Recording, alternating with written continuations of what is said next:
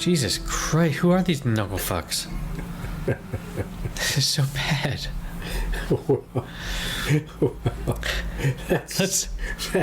That at least has a niche in my world of Sunday comics. I mean, I can Saturday. I can, yeah.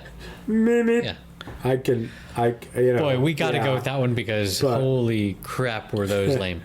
Dennis, this is the worst joke week we've ever had. This is the worst opening ever. And how many episodes are we? What are we now? This is episode 216. So it's been a couple. That's stupid. Yeah. That's stupid. So if we ranked Yes. our preparatory humor mill, Yes. Hijinks. 1 to 216, 16. we would say that today was number 216.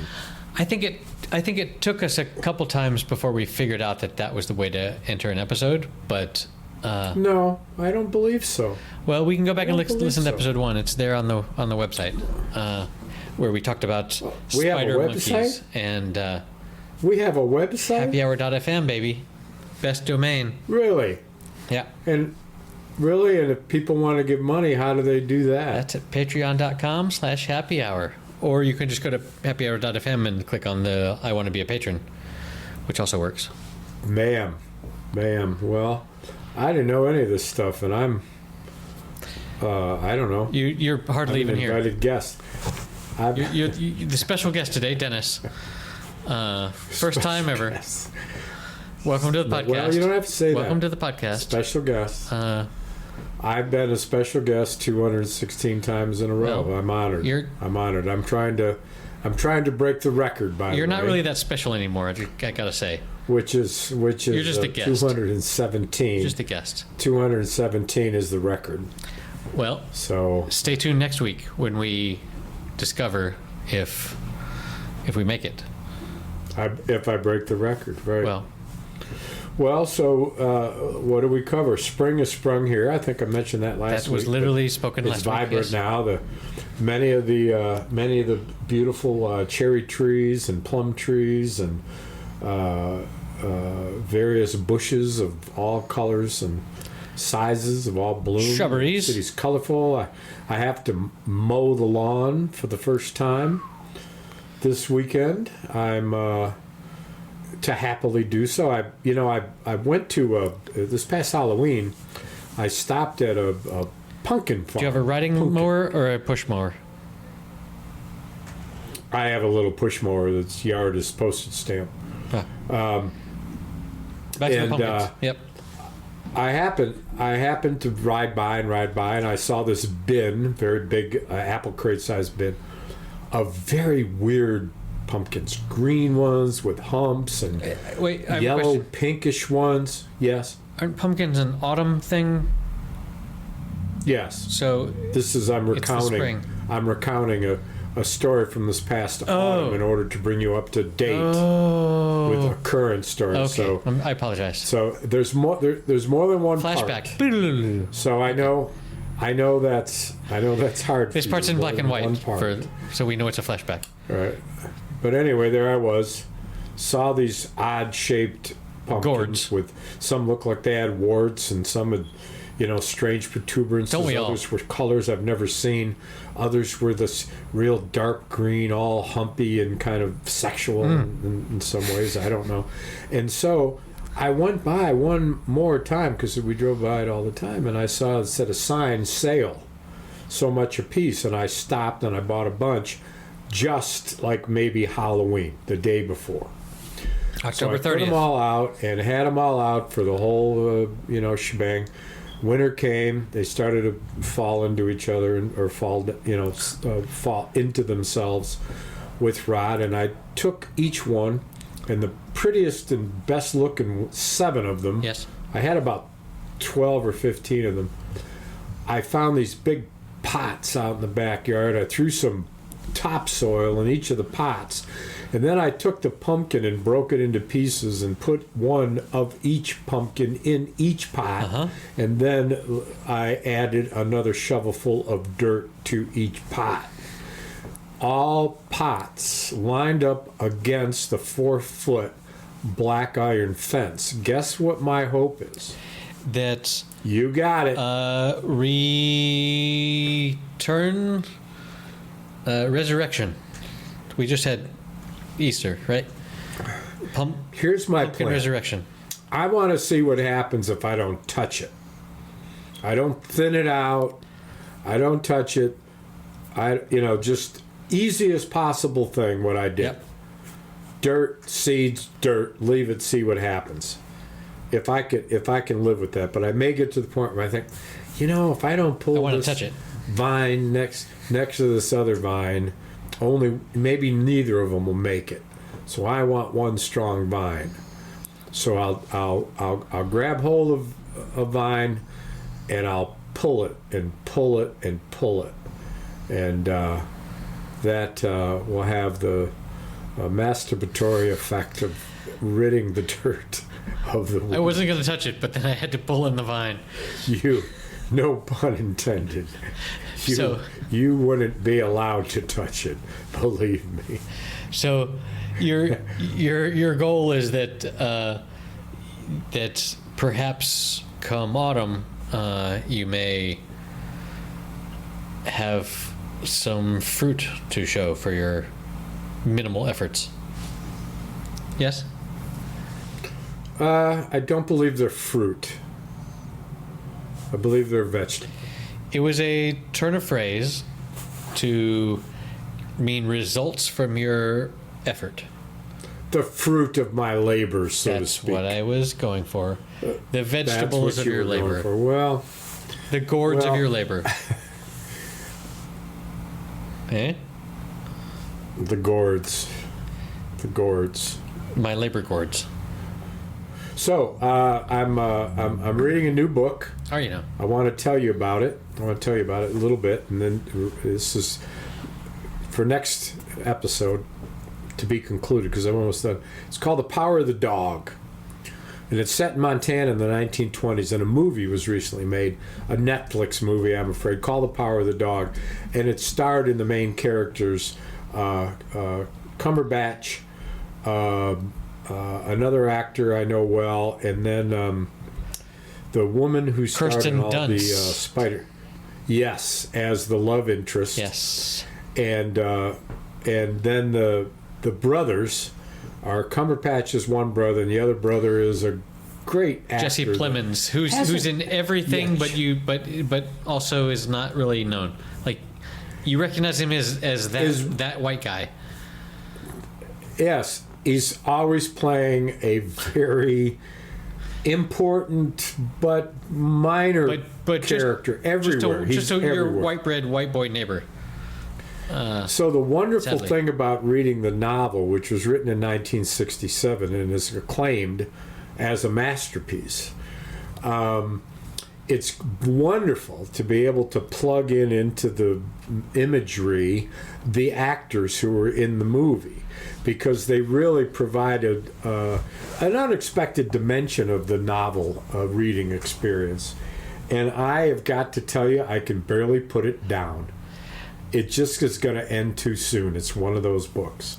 So more on that later. Yeah, you're all about And the someday I dream the of- Western psychological drama novel. Yeah, sounds like you. Yeah. Yeah. Oh, yeah, that I explains love, the symbol that you showed me before. Got it. which one? The cover probably. The thing you were holding in front The of the cover camera of that what? looks like a dog. No, that was my penis. Oh, that power of that dog. Yes. Yeah. That was before we started Power of that recording. dog. That's That's- not available as- on the as Patreon, if- people. As if to say, let the sleeping dog lie. That's the power of the hog. No. I wish it were the case, but no. Good. Or the power of the log. No. No, I don't slog. think so. The power of the mushroom cap. Well, Way to bring us back to Stormy. I have acquired the episodes of The Gentleman in Moscow, but I've not had time to consume them yet.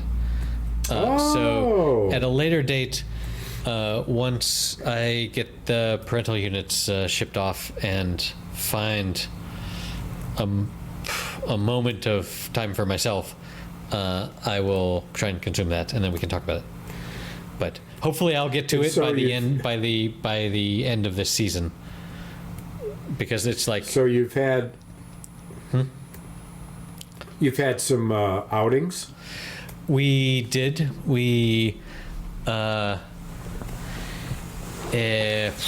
Let's see. This weekend we were celebrating my mother-in-law's birthday on Saturday, and so we went out to a more or less our favorite restaurant.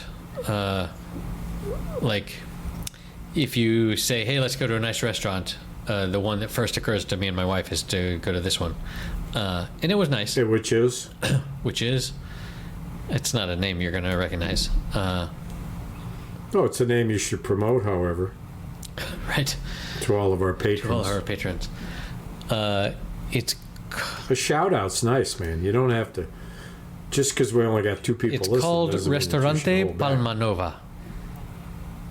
Palma Nova. Instead of Palmolive. No, Palma Nova. Palmolive. Yes. Palmolive dish soap. Yes. Sounds tasty. So that was lovely, and we had some good food there. I had. What'd you have? Describe to me some of the plates. I know you. I was going right into what I had. Were yes. you? I didn't know. I had a nice fresh salad with some salmon. It wasn't like a salad like you think lettuce, but it was a concoction of fresh ingredients with some salmon, all nicely presented on a plate. How was the salmon cooked? I feel like it might have been smoked in my memory, but was it drier and more aromatic? It was yes. I feel like it was smoked, but lightly smoked. And pink inside or fully cooked? I mean, it was salmon colored, inside and outside. Well, I wonder why they call it that. I know, right? I wonder why they call it that. It's like, what color was your orange? I mean, yeah. So it was delicious, and for my second course was beef cheeks. Are you familiar with the cheeks of a cow? Yes. Presented with whiskers? No. That you held in your hands in a red wine sauce, where it just falls apart. It just crumbles in your mouth. The meat. It was cheeks. What's that mean exactly? The face, like literally the meat on the face of the cow. It's one of the prized pieces in Spain. Well, that's also one of the prized pieces of large fish. Salmon, yes. For example. Salmon cheeks. Yes. I think we've talked about Spain, this. We call it medallions. In Spain, we call it ventresca. The bit here. Yep.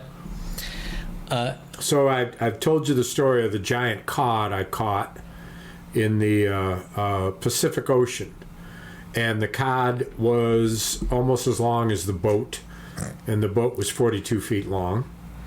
And the head of the cod was as big around as you can make your arms, with a wide open mouth, and the tail of the cod was no thicker than your wrist. Oh my God. And it went in an absolutely amazing fashion, from the largest size at the head to the smallest size. It was literally a tubular fish. The cheeks that I cut out of this huge fish with this huge head were about 8 inches in diameter, and at the center almost 2.5, 3 inches thick. Damn. This is a chunk of a cheek. I took them and fried them in a pan in a black skillet with nothing but oil and salt and pepper, and got That's the the way we pan cook shit hot in enough Spain. that when I put the cheek in it, it sizzled and I could shake the pan, which I never stopped doing until that side was nearly blackened but not quite, and I turned it If it's over. that thick, you got to cook it for a while to get to cook the inside. And then I'm sorry. I put a slab of cold butter on the top of the cooked side, and knew that when that butter was completely melted, the fish would be cooked all the way through. Slab of butter on the cook side. And did you turn off the heat when you did that flip and leave the butter on? No. You left the heat on. No, I turned it down. I turned it down. Yeah. But I would sear, having said that, I would sear the new side on high heat. Later. Then, no. Right away, I would sear the side while the pan was still that hot. Then I would turn it down and put the slab of butter. And I knew when the butter was done, it was time to serve it, knowing this, that from the time I served it to the time that the skipper took his fork and his knife and cut it in half cooking. And ate it, that it would finish cooking. Yes, exactly. Finish cooking. Not to say anything, but it was finish cooking. How they cook in Finland? Well, I don't know. I don't know why.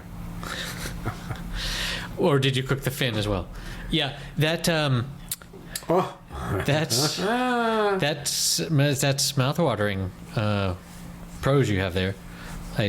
I'm kind of hungry now, although I just ate. But and a very, very flaky, pure fillet. Obviously, no bones. There were no bones to be had in the cheek. I would say that you kissed the cheek of cod.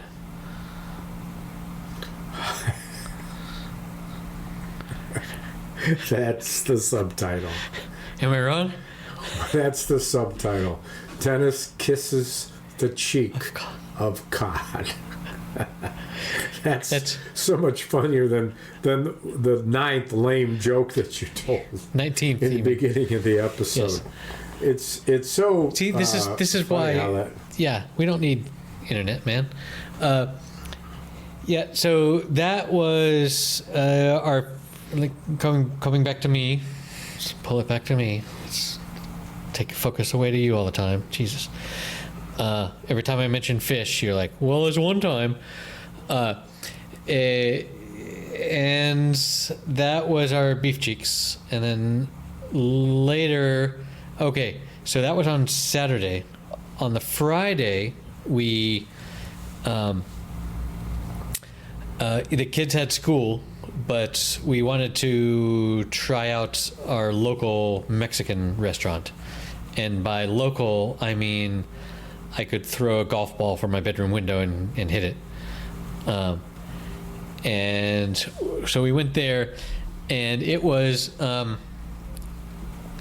like it's all branded Mexican, but none of the people there are Mexican. They don't really like. It's a really good chef that is like mimicking Mexican cooking, which is fine. What do you mean mimicking?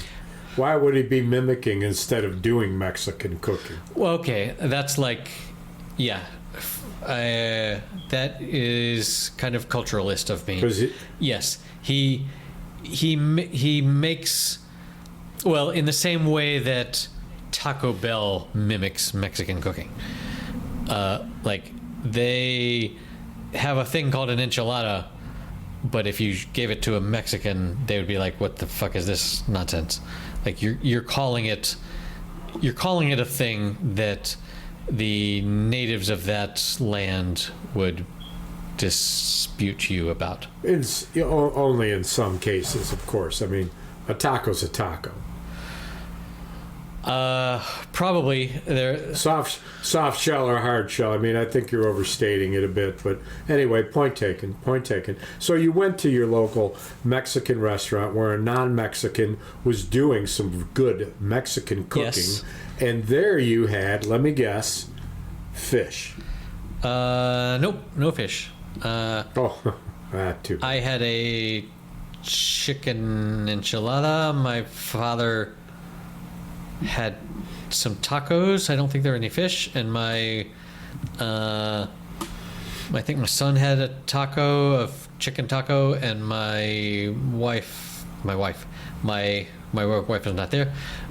My daughter and mother had quesadillas, which were fine. It's okay. It's not out of your mind.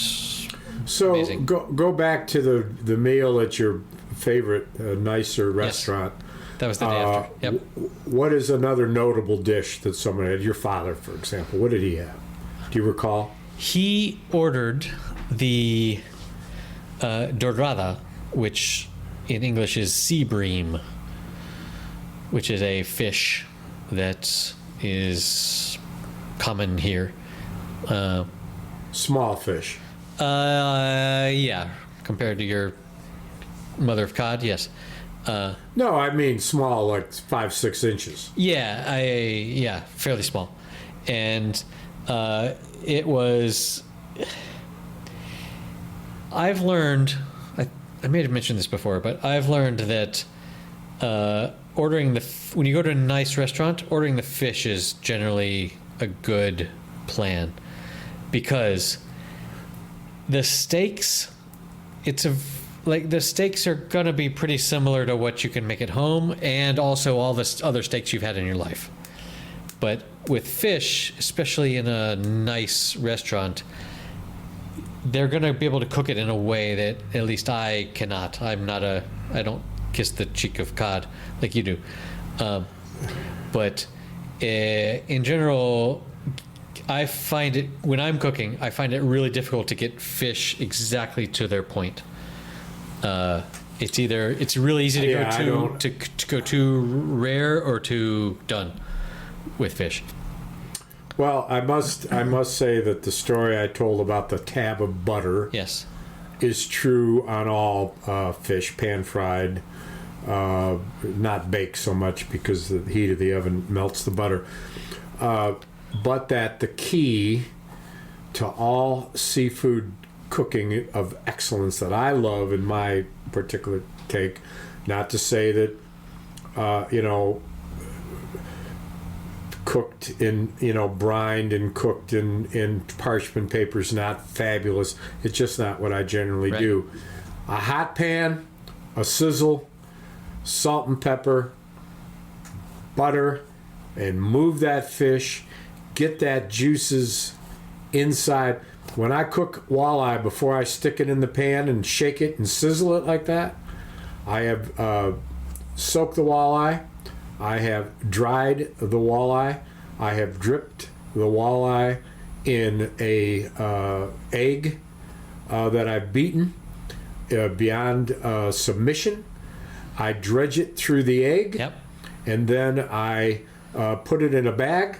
And in the bag, I have equal parts of flour and Parmesan cheese, and spice with garlic, pepper, and salt and paprika. Yep.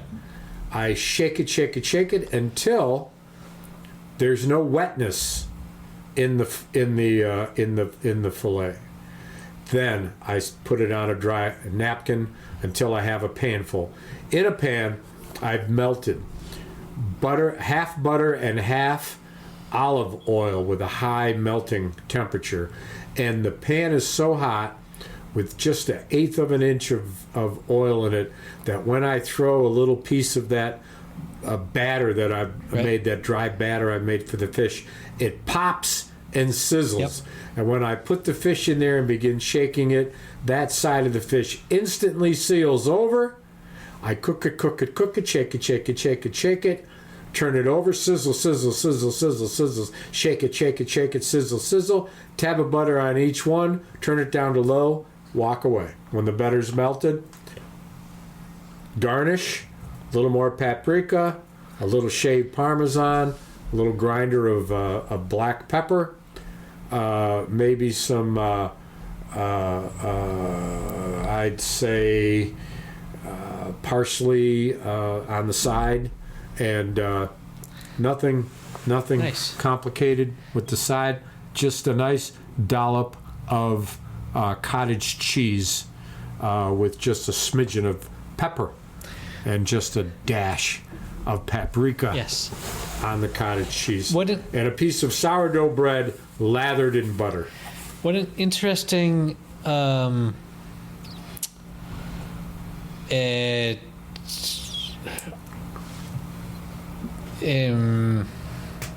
Recipe. since your I imagine like the thickness of your pat of butter matters a lot, but what you're doing is you're putting a sensor, an alarm, a measure to know, okay, when this has made it to this point, then we know that it's done. It's like setting a timer. Yes, in fact, yes. To your point about the size of the tab of the butter, this is the dynamic. You look at the thickness of the piece of fish, and you understand the heat of the side you're putting the butter on, and you account for the fact that immediately a certain amount of the butter will melt because the side of that fish is hot. Right. So you cut it thick enough that while that melts away, you still have a tab of butter that is cold, in fact, when you put it on, because it's from the refrigerator. And you make that a thickness that does in some corollary to the thickness of the fish. That's the magic there. And it's a judgment call. Exactly. That's the judgment Yep. call. Because so much of my cooking is I'm not following a recipe of this exact amount of this and this exact amount of that. It's very much all by feel at this point. But the other interesting thing that you said was the mixture of butter and olive oil. Because whenever I go on the internet and look at recipes, or if I see recipe videos on all the stupid platforms, Instagrams and TikToks and Facebooks and what. Soon to be banned in the United States, Well, by the way. yeah. They'll either sell it. But the almost all the recipes are from Americans. First of all, most of them are just the most garbage shit, where they are just like piling on putting junk food into aluminum troughs and putting that in the oven. It's disgusting. But all the recipes call for frying things with butter. And in Spain, no one fries anything with butter. It's all with oil. Either with olive oil or with vegetable oil, with sunflower oil. And butter is almost never used in Spanish cooking, which is, it's different. Like it's still it's still butter, fat. the but butter it's is not, there with. It's not animal fat. Yes, the butter is there because it has a lower temperature for browning. The olive oil is there because it has a longer temperature. And so one of the other options that is I don't do, but I could do, is that when I have a slab of fish and I've cooked it, sizzled it a bit, no butter, just oil. And when I flip it, it's not going to be the darker brown crispy color I want, because the oil it just won't brown like butter. What do you mean when you say brown like butter? Do you mean, are you talking about what happens to the flour covering? No. Or well, I'm talking about what happens to whatever you're cooking.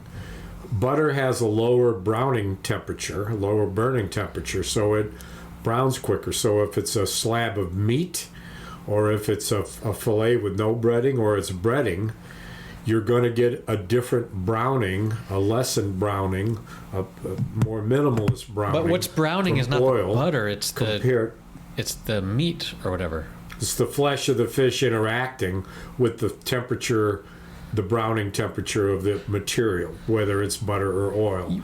Of course. Right, but here's my point. The temperature. You use a little torch. Use a little torch. I have a torch. To scorch the fish. Torch scorch.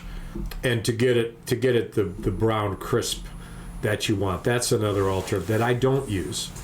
But I will tell you this, that in all the years I've been cooking and eating walleye, I've never had it better than the way I cook it, ever. Therefore, I never order it when I go out. We have a list of things that we can't order because we do it better at home. And that's the way it is. But for me, I have yet to cook a fish better than it can be made. So, well, try my recipe. So, do we? Let's see. So that was Friday and Saturday, and then on Sunday I took my parents to a new Japanese restaurant that we have discovered, where they make sushi rolls that are quite nice. But boy, are they slow to bring them out, and you're never quite sure how much to order, and and you end up sort of leaving hungry. Sashimi, man. There's too much rice in the rolls. I don't stomach rice to begin with because of my diabetes, but I found that sashimi is the way for me to go, no matter what. I also prefer sashimi, but also this place had. First of all, they didn't give us any wasabi, which unspeakable. Which is unspeakable. Which, as I've recently learned, is not really wasabi. It's just green horseradish. But they didn't give us any. And then I said, "Hey, can we have some wasabi?" And they brought me out this green mayonnaise shit that was not remotely spicy. And I was just like, "What is this?" I've had it. And it was subpar. It was so bad. And then I said, "Can we get like 2 more of these, because this has no flavor?" I didn't say that part, but they brought 2 more, and it was also just totally flavorless. So anyway, this was the second time we'd been to this place. The first time was really lovely, and like we were like, "Oh wow, we found a new good Japanese place." And this time it was like, I don't know, maybe not so much. Could you not bring your own, a little tube of wasabi? So this is the hilarious part. The 2 days earlier, when we'd gone to the Mexican place, I have this special deal with the guy at the Mexican place. He has a hot sauce there. I struggle to find good hot sauce in Spain. There's Tabasco, but Tabasco is meh, Tabasco. And there's almost nothing hotter available in Spain. But he had some sauce that is made with Carolina Reaper, which is it used to be the hottest pepper in the world, but someone's like genetically manufactured something hotter, but whatever. And the ghost habanero. Yeah, like there's so many Scoville units and all that shit. But this is, it says Carolina Reaper on it, and it is the spiciest sauce I've ever found in Spain. Of course, it's super diluted and not anywhere close to actually what Carolina Reaper would be, just on its own. But it's the hottest thing I've found, and I discovered it there having some wines with my father-in-law, and I said to the owner, "Hey, could I get a bottle of this?" And he was like, "This is my last one that I'm serving you with here, but next time I go to my supplier next week, I will pick one up for you." And so he did, and he showed me the receipt where it cost him €5.20, and I gave him 6. And I've gone through 3 bottles of that now, where like I finish it and I go back to him and say, hey, can I have another one? And he's like, sure. Next time I go, and sure enough, so 2 days before we went to the Japanese place, we had gone to the Mexican place, and he had a bottle for me that I'd requested, and so at the time I didn't have a good place to put it away, so my daughter had just come from high school, and I said, hey, can you put this in your backpack? And she was like, sure. And so then when we were at the Japanese place where the wasabi was shit, she still had her backpack with the bottle of Carolina Reaper hot sauce in it. And I said, hey, get that bottle out. And so I used some on my rolls, and it was amazing. And then we got up and left, and I left the bottle of hot sauce because you're used to leaving bottles of stuff on the table, right? And we got about 200 yards away, and I was walking behind my daughter, and I looked at her backpack, and I was thinking, my hot sauce bottle is still in there. And then I realized, oh wait, it's not. So I ran back to the restaurant, and they gave it to me. But love that. Gotta love that hot sauce. It's pretty tasty. It's a thing.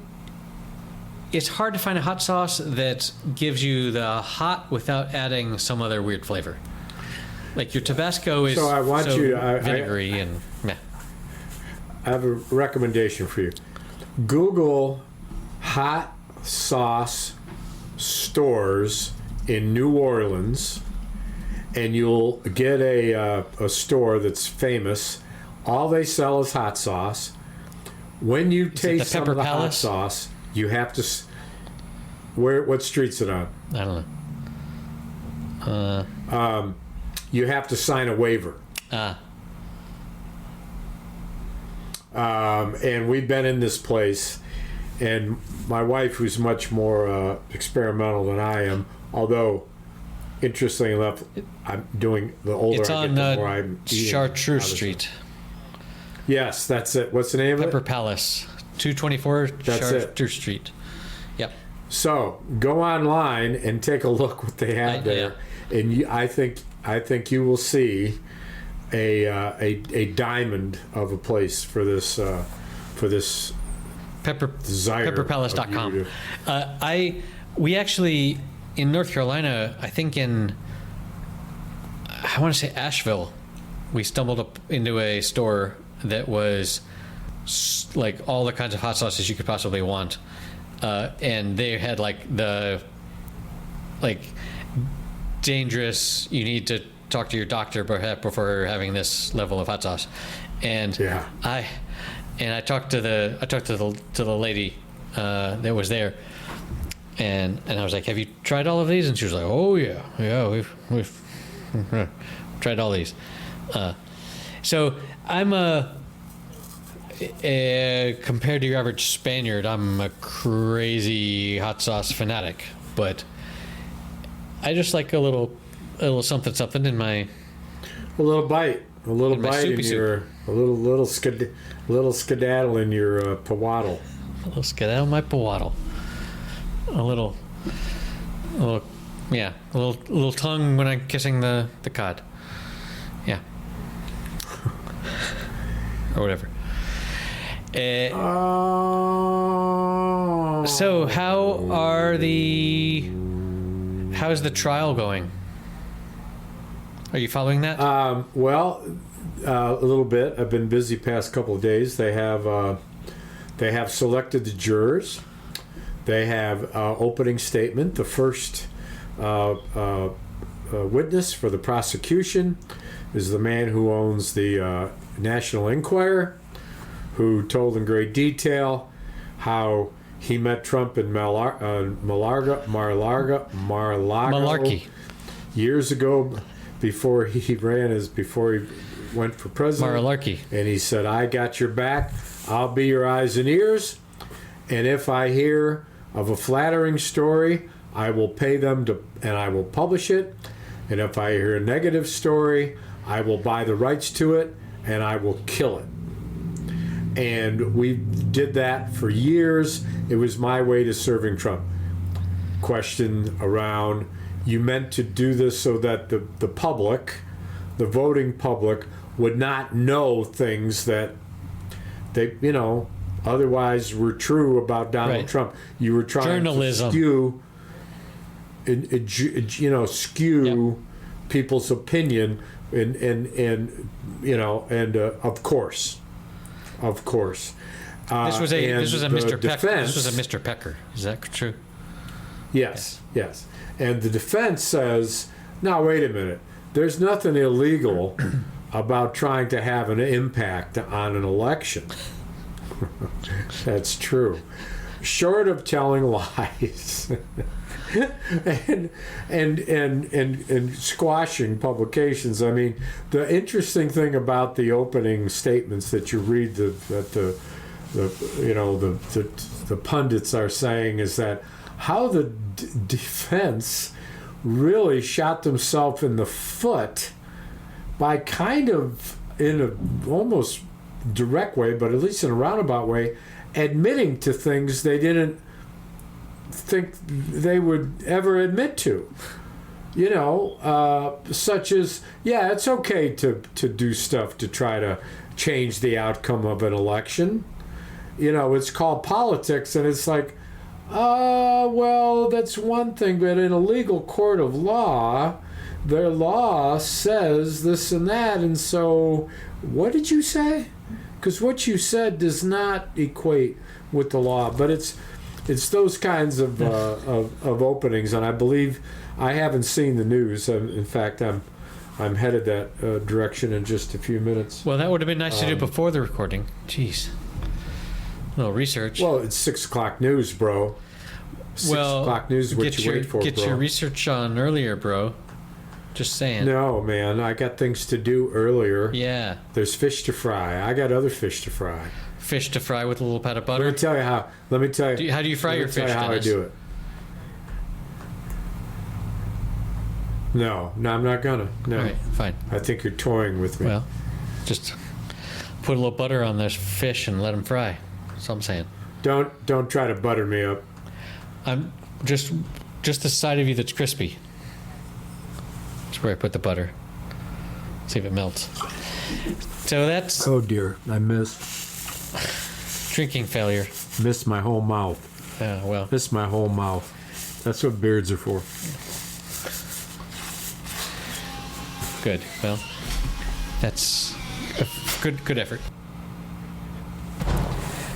So, got any other? What did you do this week? Any other anecdotes? Let's see. Sports anecdote. Caitlin Clark, I believe is her name. Yeah. Who is the scoringest basketball player in the history of collegiate basketball. Men, women alike, the biggest scorer, became drafted and now going to a professional team and is being paid, I think, about a quarter of what a man would have been paid. I saw it was news. It was like 28 million for 4 years or something, and I was just like, eesh. That's instead of 96. Yeah, or that per year, yeah.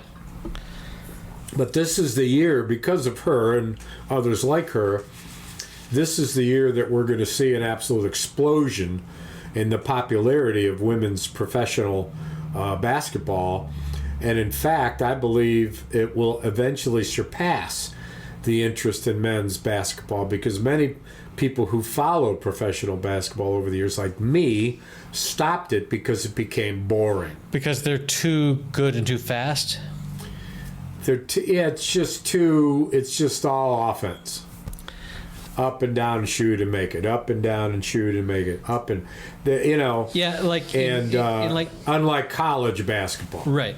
Like in men's tennis, they hit the ball like 3 times per point or something.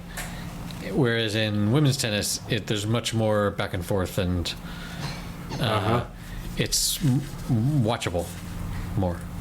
Watchable. Well,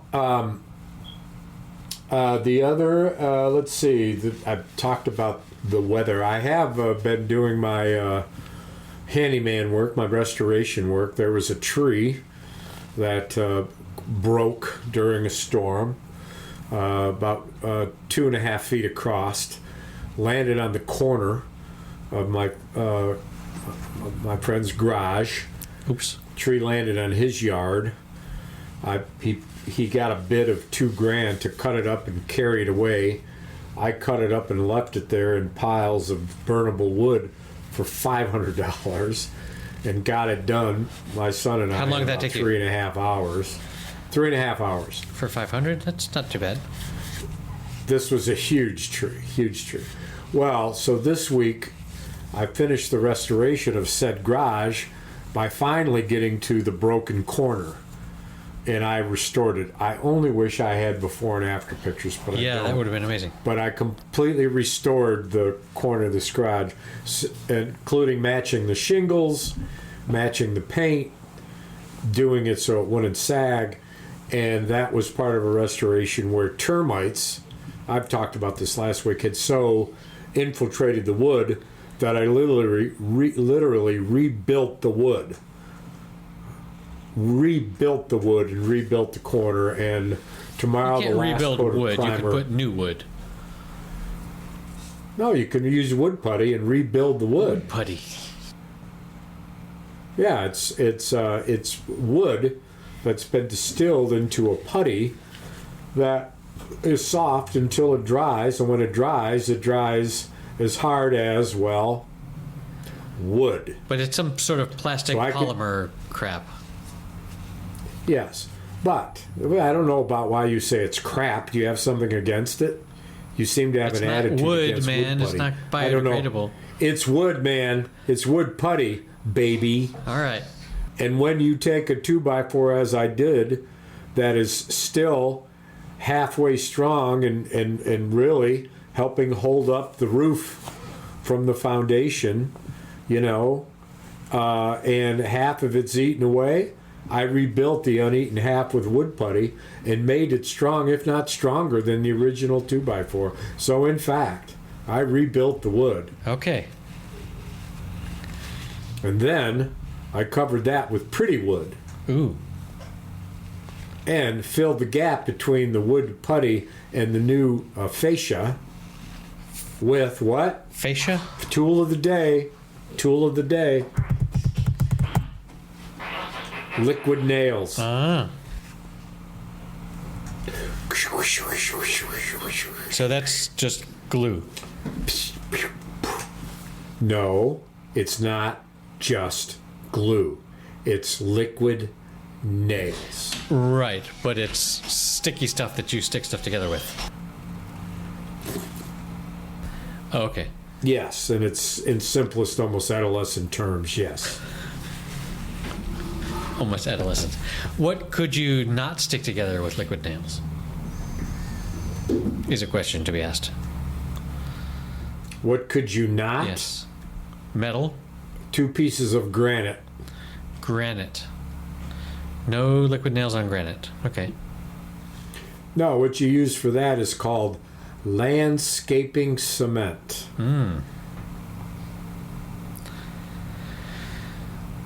So we'll call that rock glue.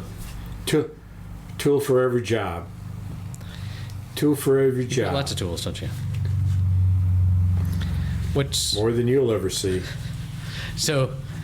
Tool of the day is liquid nails, huh? Liquid nails. And I asked them today at the store to put the word in to make larger tubes so they were more economic.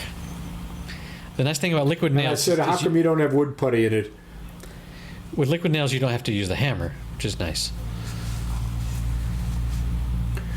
I don't have a hammer, I use liquid nails. I love liquid nails, I use it all day long. I squirt on the nails, I don't use my hammer. It's all about love between your brothers and your sisters. Oh, liquid nails all over this land. Ooh, ooh, if I had a bell, I'd ring it in the morning, I'd ring it in the evening, all night long.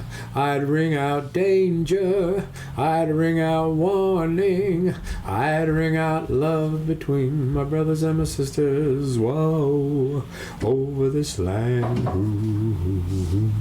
Ooh, now I got a hammer and I need a nail. Oh, you gotta have a nail to pound with that hammer, and you hammer out danger, and you hammer out warning, and you hammer out love between my brothers and my sisters. Oh, over this land. Now I got a strange and lovely story. You might kinda like it. It's bloody and gory. Well, I took that hammer and I took it to a pig's head, and now there's nothing between the pig and justice. Oh, over his head. That got dark. Huh. Well, you expected a twist. I had to provide it. You might have guessed that ends the episode. I agree. Okay, just want to say that no pigs were harmed in the making of episode 216. You can find the show notes at happyhour.fm/216. There's some links in there to some of the things we talked about. And you can help support the show at patreon.com/happyhour. If you support at the Gin Martinis level, you can see videos of our antics. See you next week.